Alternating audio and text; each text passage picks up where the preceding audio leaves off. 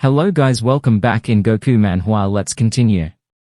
But he spoke about the abandoned estate with cold certainty, his tone carrying a quiet weight. He believed that knowing the land's cursed history, the artifact was likely buried somewhere, sealed behind traps, left untouched so it could remain cloaked in darkness. His thoughts turned to where he should begin digging to uncover something of power, something that could pull him closer to his mission. A man nearby hesitated, his uncertainty clear. He questioned whether such extreme efforts were even necessary, suggesting instead that someone be sent to quietly investigate the town archives. Taeyahi responded with a low, amused laugh, his expression sharp. He insisted the man did not truly understand how dangerous the estate's guardians were.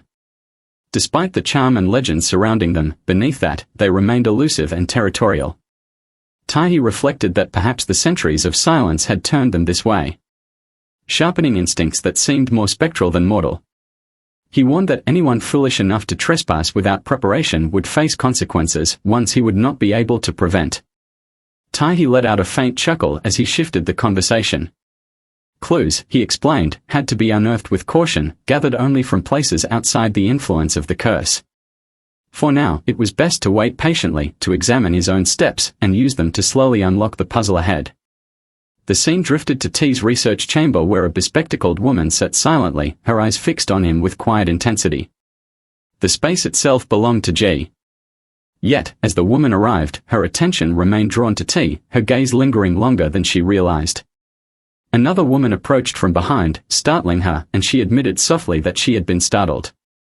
The newcomer teased her gently, questioning whether she was watching far too curiously. The woman with spectacles confessed that even from a distance, she felt an odd sense of calm just seeing him work. She admitted she could not imagine herself in the same space with a scholar like Taeyahi. The thought almost strange, she wondered aloud if this task could truly carry such meaning, confessing that her thoughts felt scattered, as though she had lost her focus and now she only wished to begin working as quickly as possible. Her companion laughed, finding her words sincere and endearing.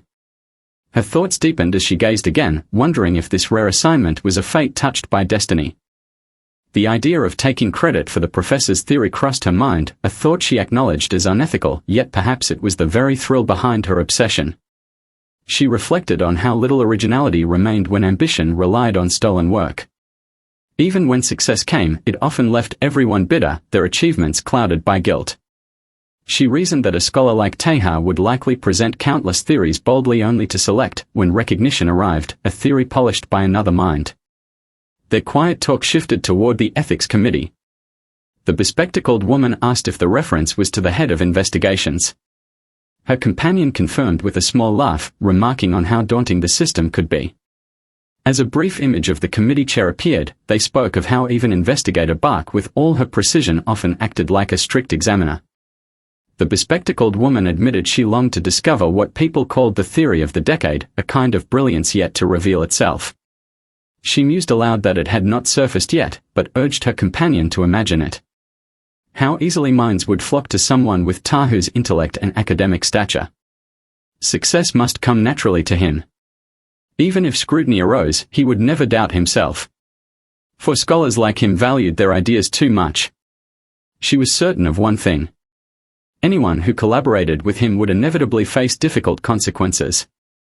Far from their intellectual banter, T himself revealed a softer, more uncertain side. As he reached out to Jesu, he sent her a playful slumped-over emoji, telling her he felt overwhelmed. She replied that she was buried in lab work, keeping her tone measured. T admitted he could not bring himself to finish his report. Jesu gently reminded him that once he received his fellowship, he needed to focus and not falter. Her words triggered a sharp memory within Taeyahi, recalling the moment she had once told him to finish his thesis and move forward, offering her blessings as she left. Those words, so final and composed, echoed in his thoughts. Yet despite the danger, he felt an overwhelming urge to dive deeper into the forbidden research, to pursue it so obsessively that it became a suffocating, aching need simply to hear validation and success again. Driven by this compulsion, he sent another email to the professor, promising he would present new findings the next day. She replied, urging him not to delay. T's thoughts lingered as the night dragged on, focused on a single undeniable truth. He did not want any other path in the world but this one. The scene shifted to a quiet greenhouse where a young assistant working part-time alongside Jae-soo stood outside holding a basket of herbs. She felt the lingering chill of the season despite the spring breeze making its presence known. Her thoughts lingered on how she would be preparing the spring harvest alone this year. As she stepped inside the greenhouse, her attention caught a man who had just arrived. His presence felt out of sync, his demeanor different from the others, making him seem suspicious. She noted that he did not look like a researcher. The man approached her, making a comment about a certain person inside. The girl froze momentarily, immediately realizing his words must be about Jae-soo. She composed herself and firmly told him to act if he truly respected the scientist. She advised him to make a proper appointment, at the very least, to request a meeting or leave a message. She reminded him that Jae-soo was already working under someone and told him to step back. The man stood stunned by her words. Unable to respond, she turned and walked back into the greenhouse, muttering to herself about how unsettling the encounter felt inside. Her gaze shifted toward Jae-soo as she considered whether to share what had happened. She hesitated, thinking she had already taken care of it, but the discomfort remained. Speaking to Jae-soo still felt awkward. Yet, she reasoned that if the man returned unexpectedly, it would be best to alert her. Before she could approach, another woman spoke to Jae-soo, complimenting her appearance. She noted how confident Jae-soo had seemed lately, often switching to bolder styles. The woman curiously asked where she had purchased them. Jae-soo replied that they had been gifted.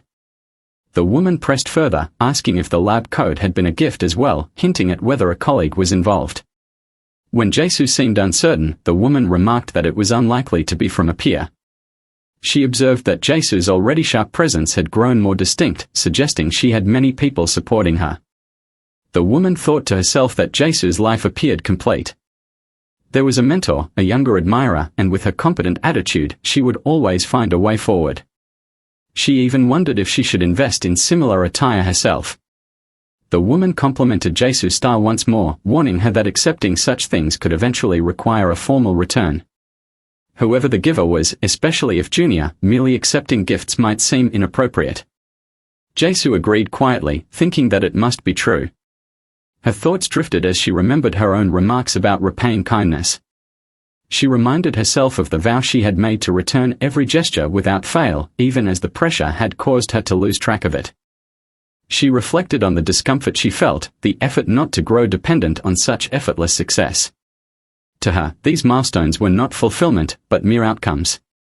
Even if they belonged to her now, they could fade and dissolve like ink in water. Her mind began to drift, wondering what new direction she should take for herself. Her resume was already strong, yet she considered what projects T usually admired her working on. She recalled how it had all started with something minor, something seemingly irrelevant. From that, a quiet pressure had begun to form, leaving behind a faint trace.